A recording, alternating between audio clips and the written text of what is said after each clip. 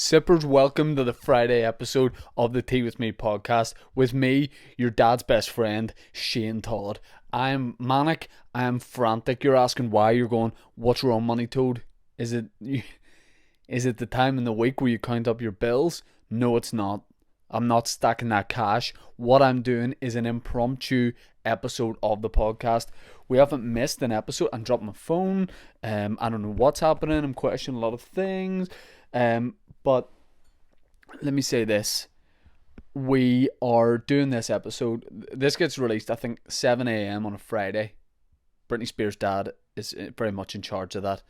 At that time, obviously, I'm sleeping in a bath of moisturiser. But we have had to delay the episode we were going to release. And I'll tell you why next week when we do release it.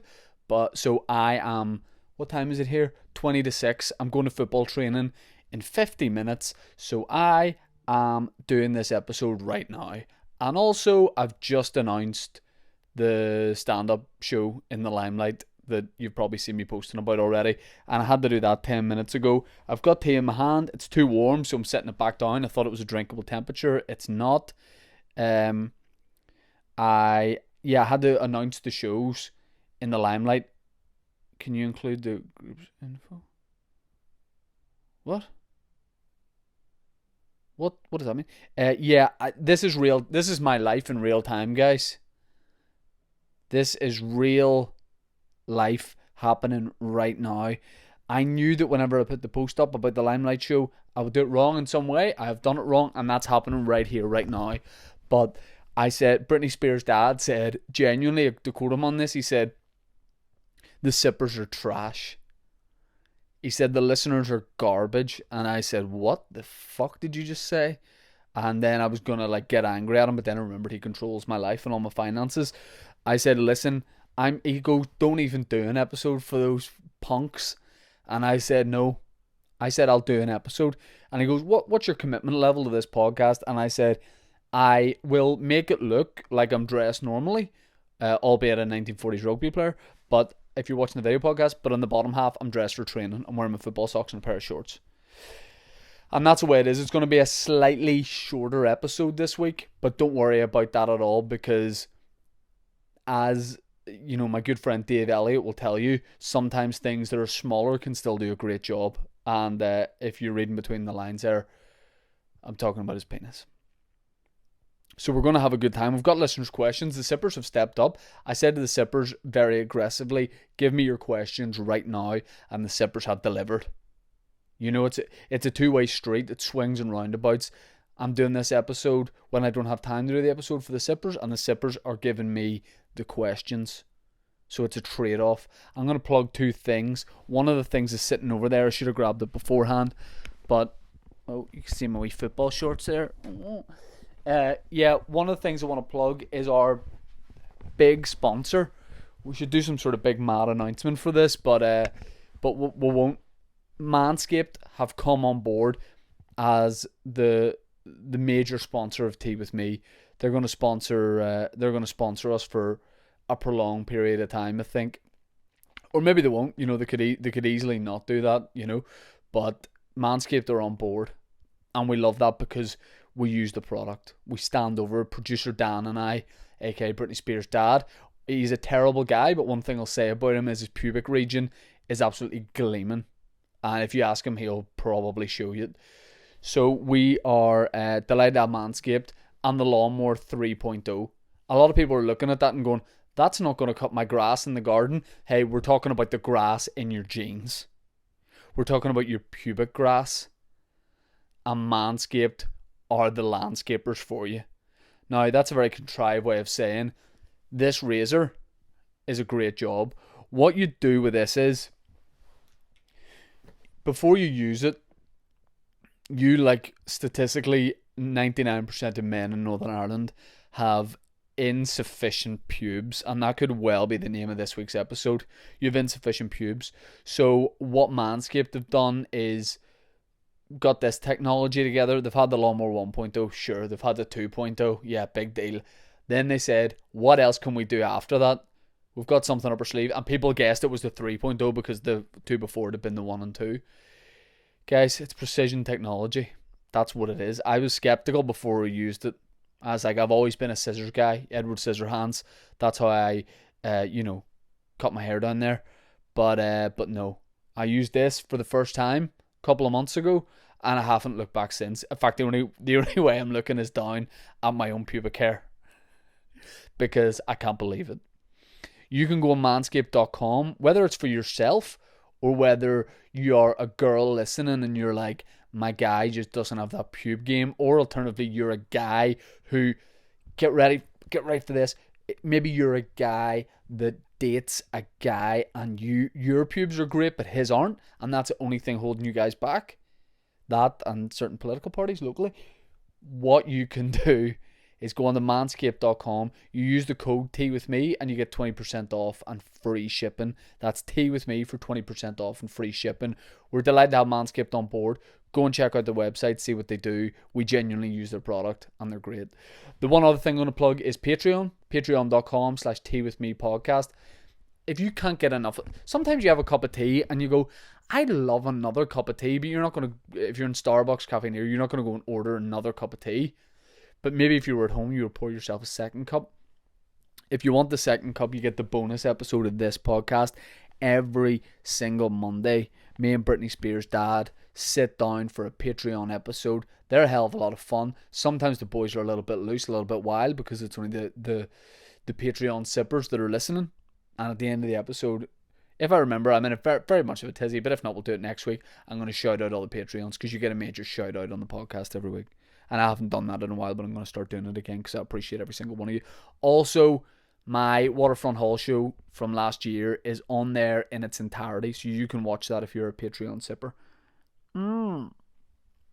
Speaking of sips, that is a great cup of tea despite being made under pressure. That's one thing I won't be as rushed making tea. Despite being up against it time-wise, I was like, we got to go into this podcast with a little bit of something. We got to have something to talk about. Of course, we'll do the listeners' questions, but what I want to talk about is something that caught my eye. Earlier in the week, we did facts about Northern Ireland, and I have found 10 fascinating facts that you need to know about Belfast. Some of these may be news to me, I'm not too sure, so we'll run through these, then we'll do listeners' questions. As I say, it's going to be a slightly shorter podcast this week, but then we have a great interview we're supposed to release tomorrow that we're going to bring out on Wednesday or Friday next week, and then there'll be a proper big solo episode. So I don't know if you guys knew this, but the Titanic was built in Belfast, and we covered that on Wednesday, and that I only learned that on Wednesday because no one had ever mentioned it. One thing I'll tell you quickly is, whenever the Euros were on, and Northern Ireland were in the Euros, I went to a game. I went over to where was it? France? Yeah, France for a game. Me and my friend Tony, which was an adventure in itself. We went over for 24 hours to a game. We flew to Milan, stayed in Milan overnight. First thing in the morning, hired a car, a wee tiny 1 litre car, for a reason that I can't even be bothered to start to explain.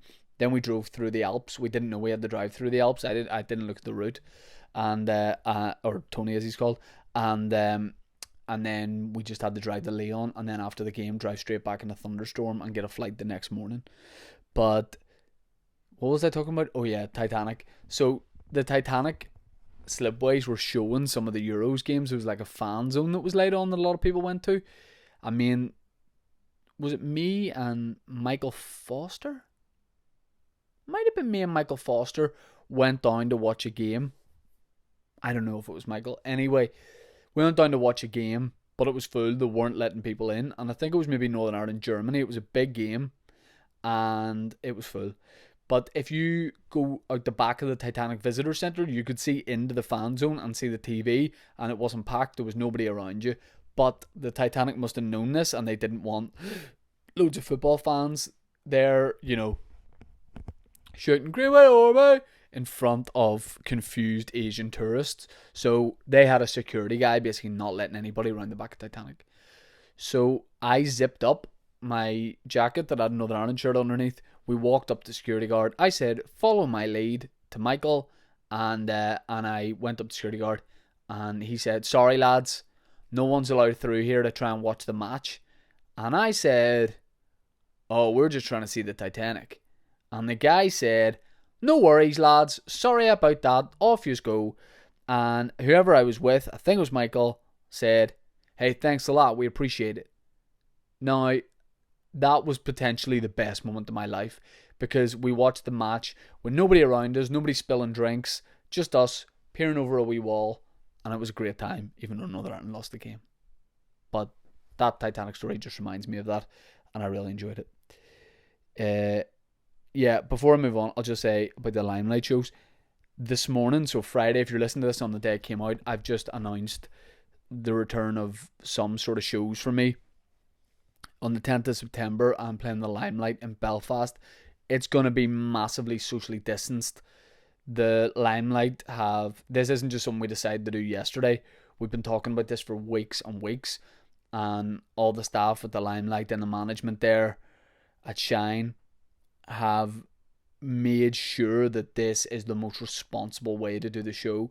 They've been, you don't need to know this, but they've been going over the layout of the room, trying to figure out the best way to do it, consulting with the right people. And these shows, I would be happy to go as an audience member, but at the same time, if you're like, I still don't want to go to an indoor thing, I would totally get that. I would 100% get that. But all I'll say is, I think these shows will be done in a really responsible way, and stand up back, baby. I'm sharing a bill with Tim McGarry, who was on the podcast a couple of weeks ago. Great response to that. And of course the Stonehead himself, Dave Elliott. What a lineup that is. That's 3 headliners. And also, for the price, you get pizza. Oh shit, I just realised, Sippers, what I was supposed to put up with that post. You can only book tickets in groups of 4, 6 and 8.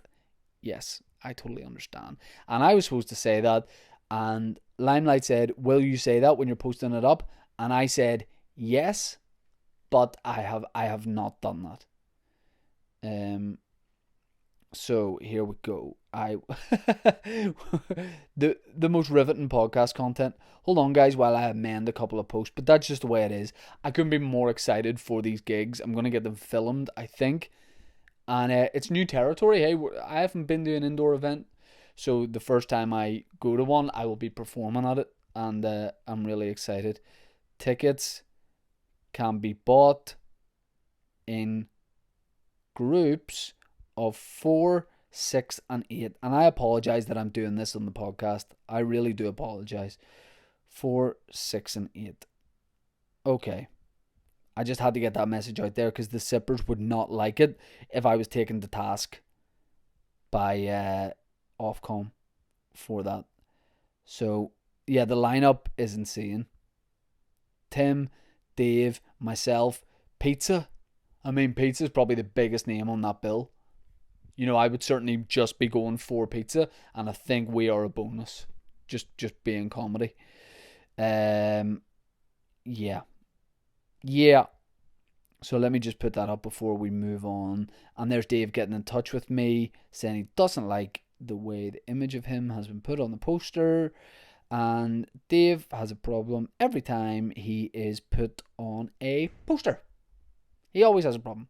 He says always, oh, they've spelled my name wrong, or they've put me, they've made the font weird, or whatever. And hey, Dave, hey man, let's just enjoy being back outside again, my man, okay? And also, a lot of people think that Dave and I have fallen out because we've stopped doing the Boytown podcast, and I feel like Dave and I should probably have fueled that rumour for a while, and then eventually just when lockdown and stuff eases, just posted a video of us in the bath together again. So there we go. Sorry I had to do that. I apologise. But you guys know we're doing this episode on the hoof. I want to bring you the episode, and please accept my unreserved apology. Number 9, Belfast has both town and city status. Whoa. There's some facts that we've covered before. The city was once referred to as Linenopolis. The linen industry in Ireland was centred in Belfast, and during the 19th century, the city was the largest linen producer in the world and played a key role in the Industrial Revolution. Class. Samson and Goliath, Harlan Wolff, are the biggest freestanding cranes in the world. The Society of United Irishmen was founded in Belfast. I don't know what that is. Somebody will be like, mate, how do you not know what that is? James Connolly lived in Belfast, the Irish revolutionary socialist and Easter Rising leader. Easter Rising sound like a very good indie band. He lived on the Falls Road in the heart of West Belfast. Good man. He previously lived in Edinburgh, America and Dublin, but he moved to Belfast in May 1911 and lived at 1 Glenalina Terrace, Falls Road. Go ahead. Number 3, Belfast was once bigger than Dublin, but then Dublin doubled. Number 2, Belfast was bombed by the Nazis in World War II. I feel like, the Nazis were very brave in doing that. I imagine the Nazi planes drove away to shout at people going, "You fuck off. Fuck away off." I feel like even back then, like, if the Nazis did bomb Belfast, you probably might not have noticed, because during the 40s and 50s and stuff, I think Belfast was a little bit crazy, a little bit wild. And, although, was there air raid shelters and stuff? I don't know. I'd love to know what, I won't do any research, but I'd be keen to know what happened in World War II in Belfast. I know they painted a load of buildings black so that the Nazi bombers wouldn't see them, but then I feel like if there was one building that just didn't, it would undermine everything and there'd be no point in not doing it. So yeah, I just wanted to go through a couple of those facts and now we'll get into some listeners' questions. Guys, let's be honest, this is not the best podcast I've done, but at the same time, we're here, we're doing it, we're having a good time, we're doing stand-up again, we're eating pizza, although I'll probably not be eating the pizza because I have a gluten allergy and a dairy allergy. Glenn Lindsay. Fuck's sake. Seeing as this is a football podcast, no it isn't. Do you think Messi could do a job in the Premier League? Personally, I think he could do a job for Burnley. Do I think the greatest footballer of all time at the age of 33, which isn't that old now relatively in football years because they all take care of themselves, could do a job in the English Premier League? Yes, I do. I think potentially the greatest player of all time, the guy's won the Ballon d'Or 6 times, could probably do a job against Premier League defenders such as Phil Bardsley. This is not a football podcast. Joe William, do you think Dave Elliott will ever accept that he lives in your shadow? No, because he very much doesn't. So, Joe, I think you've tried to mug Dave off with that. You've tried to be a little bit nasty there. We don't welcome that in Tea With Me podcast. Maybe if it was the Beers with the Lads podcast, we would do that. But we're just all about being lovely here and being nice. Does Dave live in my shadow? Absolutely not. Dave is his own guy. Dave has his own podcast, the Slag Guy podcast. Dave has really done a lot of good writing recently as well. He's working on a couple of projects I can't really talk about, but he's flying with them. He has a beautiful family, a nice house, job, so he's not in my shadow. And also, it would be the other way around. I could only be in his shadow. He wouldn't. My shadow is quite thin, and to be honest, the only thing my shadow could cover is potential like a very large child, and Dave is built like a man, so I don't think he could be in my shadow, but I could definitely be in his. That tea is delicious. But yeah, I didn't appreciate that question because as we know, Dave Elliott is an extremely funny man, and I hate saying nice things about him, but that's why the first gig I'm doing back, I need my man Dave Elliott on the lineup because sometimes he's funny. Alex Clyde, have you ever had someone slag you off accidentally to a friend? I once saw a podcast sticker on someone's laptop for a popular local comedian and gave my honest opinion only to find out they were mates and worked together. Yeah, of course. Oh, have someone slagged me accidentally to a friend? Yeah, that's happened a lot, of course. You get like in WhatsApp groups, maybe somebody being like, I can't stand that fella or whatever, or he's I never said a word there that you're not allowed to say anymore, and that one actually is slag because I don't even think it's that bad of a word, and I reckon if we surveyed a lot of people, I reckon that would be one that people might be like, you know what, that one is still actually pretty much fine. But I'd need to consult people before I threw that out there. So yeah, definitely I have had that before. And I'm sure yeah, of course. And if friends are like, oh, this person I know was slagging you off there and all, I would just say immediately never be friends with them again and slap them in the face. Steven says Biggie or Tupac. See, I think I'm really into Biggie and Tupac, but then again, I only know really about 5 of their songs each, so I can't say I've ever listened to a whole album or anything.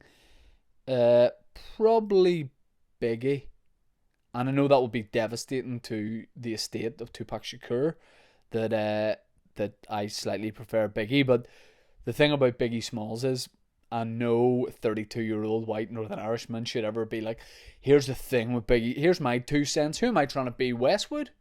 Yo, baby, Tim Westwood. Yo, my man. Why did Westwood never sit down for 10 minutes? Why did nobody go, Westwood, do me a favour? Yo, baby, what do you want, man? How can I do you a favour? Tim Westwood, baby, the big dog. What do you need, Playboy? Tim, need you to fuck up for a second. My man, Tim Westwood, baby. I'm a 74-year-old English man, hanging out backstage with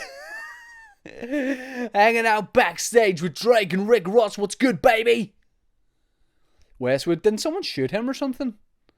Like in the leg whenever he was about 19, and that's why he is now like famous. Or not famous. He just loves rap, doesn't he? I used to have a Westwood compilation CD. It was actually pretty banging.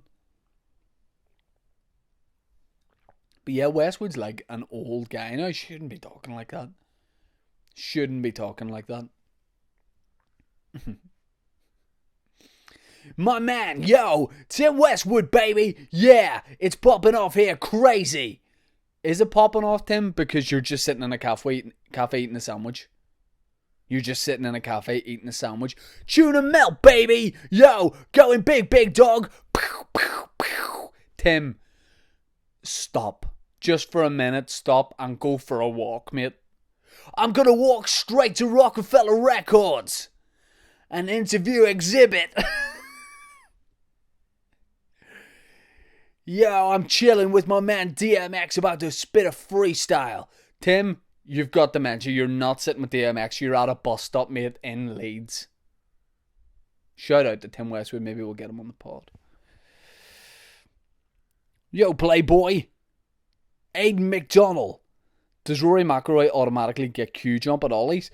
I mean, if I automatically get Q jump at ollies, which back in the day, whenever I used to go out to places, like socially to drink and stuff, let's be honest, let's not shy away from the fact that the man boy Cheeky, aka the Money Toad, aka Sheeny Boy QQ, definitely did get Q jump. That's just a thing. I'm not gonna. There's no point in me saying I didn't, because I did, and I liked it. I did like that.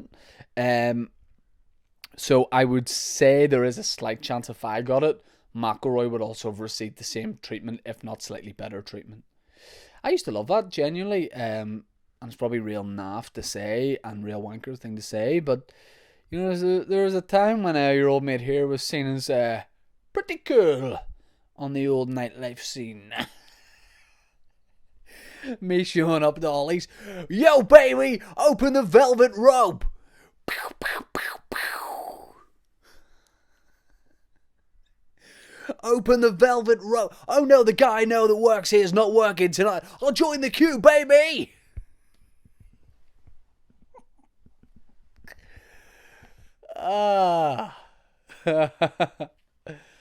This was a good idea to this podcast. Let's make a clip of the Westwood bit.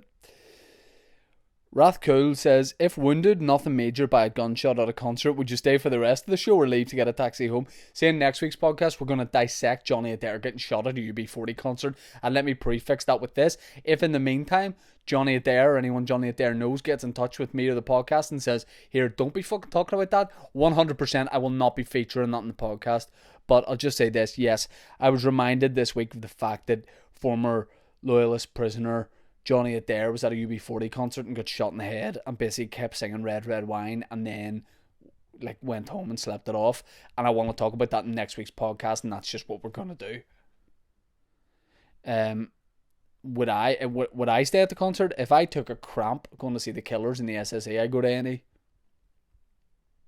Ronan Armstrong, did the nation's little brother ever reside in any terrible squatter-like conditions during his come-up? Obviously no longer the case up in the Money Toad mansion, am I right? Haha. From a resident of the fly-tipping and alley-popping capital of the Belfast, the wonderful Holy Lands. No. Make no mistake. The money toad has always spent his time in mansions. Um, yeah, I mean nothing terrible, and I never lived in a student house. I did live in a very, very, very small flat in Sydenham for 10 months. Whenever I got out of hospital for having Crohn's, we lived there for a while, and there was nothing wrong with the area or the flat, but it was that small that because I'd come out of hospital and this thing called post-viral fatigue, which basically was like a 10-month, year-long hangover, it kind of drove me mad. It was like being in a prison cell, and I have bad memories of that apartment. I just took it out in the apartment, if you know what I mean. So that wasn't that bad, but the money toad has definitely never lived in a mansion. But let's just say that we got a couple more Patreons signing up. I'm buying Belfast City Hall. I'm buying City Hall, and the sleepers or the sippers are gonna come over and be the sleepers. I didn't mean to say the sleepers. I was about to say the sippers can come over and have tea, but don't call yourselves the sleepers because you don't get to sleep in my house. Con Gribman, who would you most like to get as a guest on your podcast and why? I would like to get on my podcast. Let me see. Who likes tea? I think for views, I like to get something like the Queen and Jerry Adams on just to kick it back and forth. But if they weren't available, I know one guy I'd like to get involved would be my man Tim Westwood, baby. Westwood, you want a cup of tea? Yeah, man. Pour me some Courvoisier on top of that Tetley, baby. That's how we do it.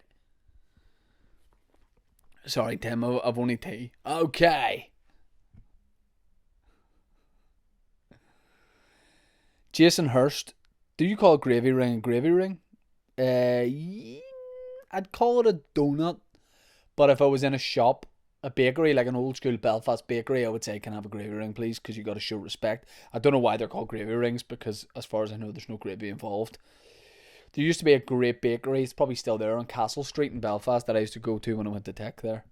And I used to get a little apple pie slice and iced finger. Oh, Scott Miller, what's your opinion on the man bun?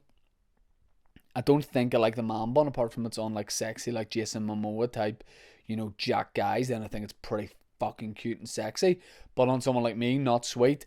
But a hairband, all good. I'm actually thinking about wearing a hairband to football tonight because I don't want my fringe to go in my eyes because I would hate that.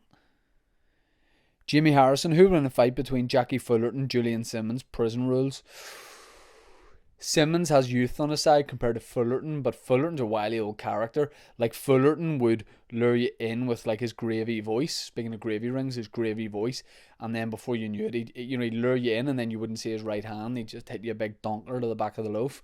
So, but then again, Simmons has not slagging Julian Simmons off, but he actually does have quite a, not a big head, but like a thick enough head. So I'd say he could take a jab from Fullerton. Could Fullerton really throw a good jab these days? I'd say Fullerton, if he knocked Simmons out afterwards, go 1-0 to Fullerton.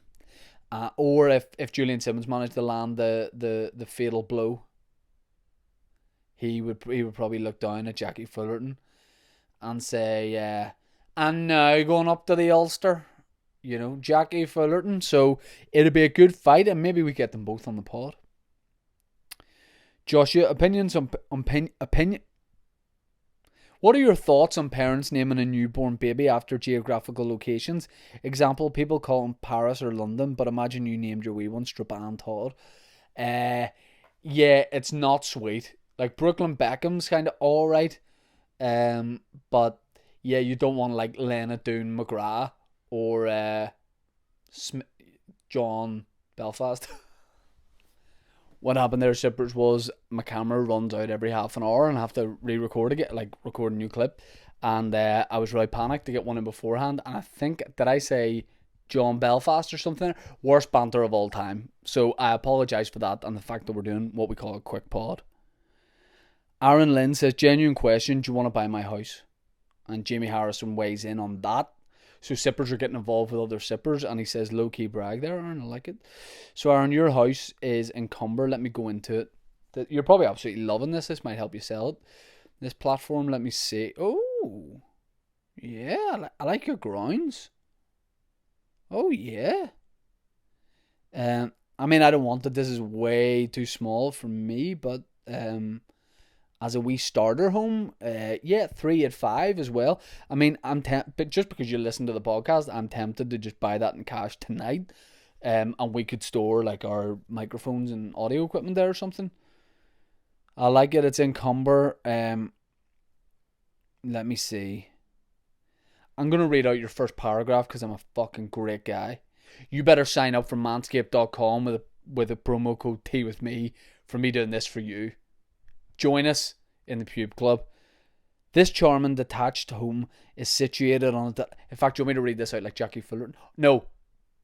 I'm going to read this out like Tim Westwood. This charming detached home is situated on a delightful, private and sheltered site extending to approximately 2 acres, baby, which is laid out in the lawns, rough pastures with native and mature planting of hedges, and trees that afford a superb degree of privacy, baby. Pow, pow, pow. Nice. And you owe me £600 for doing that. But yeah, I don't want to buy your house at all, man. But definitely some people will.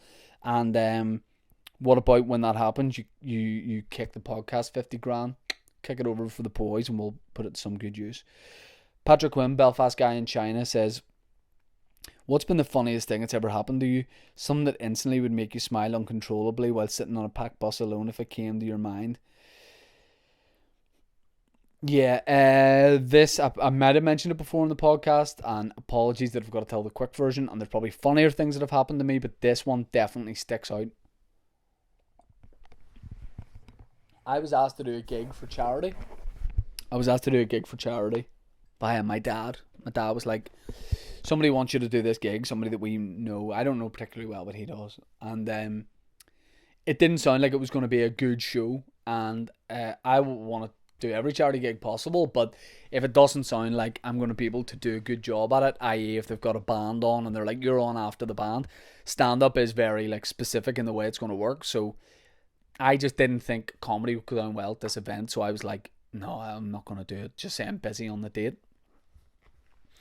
But 2 weeks later, me and my dad are out and about going for a cup of tea, and we see the person that's booking the event, and the person doesn't even mention the event, and I go, "Here, sorry that I wasn't able to do your event, but I'm down in Dublin on that day." And then the person said, "I haven't told your dad yet what date it is." Now, people were like, I just wanted a hole to swallow me up. I just wanted a bus to smack into me and send me 12 miles in a different direction so I could, even with my injuries, just sob out of awkwardness. I was like, oh, I didn't know. Maybe I thought he said 12th of March. The damage was done. So I think back to how much I played myself there, and that's probably one of the funniest things that's ever happened. In terms of the thing I look back on and laugh the most, and those aren't the funniest things, but for some reason they just make you laugh, and that's the thing. Dawson Clellan says, Dawson Clellan sounds like he'd be in Gossip Girl or something, or the OC. Would you rather, and he's obviously a very cultured guy, says, would you rather sit in a cake and eat a dick, or sit in a dick and eat a cake? Sit in a cake and eat a dick. Every day of the week. Well, maybe not a Sunday, because the Lord Jesus Christ might not love it. Oh yeah. I'm gonna talk about this, right? Just before we go. In fact, no, I'll leave it. I'll leave it to talk about next week. But Shane McMullen, you know what I'm going to talk about next week, because I've got some pretty exciting news from him, and we're going to talk about it because I put out a request on Wednesday and he's met that request, so we'll talk about it properly during the week. Sippers, I'm going to wrap up this podcast. Sorry that it's a little bit rushed, but still kind of all over the place with certain things before I get into like a proper routine again. But really wanted to get this episode out there. Thanks for sticking with me, and I'll hopefully see some of you at the Limelight shows. So I didn't know whether I had the S there, Limelight show or shows, but there's an early and a late show, and who knows what else will be. So tickets for that go out at 10 a.m. Friday morning, so probably by the time you listen to this it'll already be out. I'll flood my social media with it. So if you want to go, I think it'll be really responsibly done. But at the same time, if it's not for you, totally get that. But I'm buzzing for it, and hopefully some of you guys are too. So tickets on my social media, Limelight website, all that kind of thing. Patreon.com/teawithmepodcast, Manscaped.com. Have a look, see what you reckon. I think it's pretty good gear. The promo code is teawithme, and we have another sponsor that hopefully next week we're going to be able to bring on as well. So it's exciting times for the podcast. Appreciate you. Keep drinking tea. Keep living the dream. Doesn't rhyme. Thanks a lot.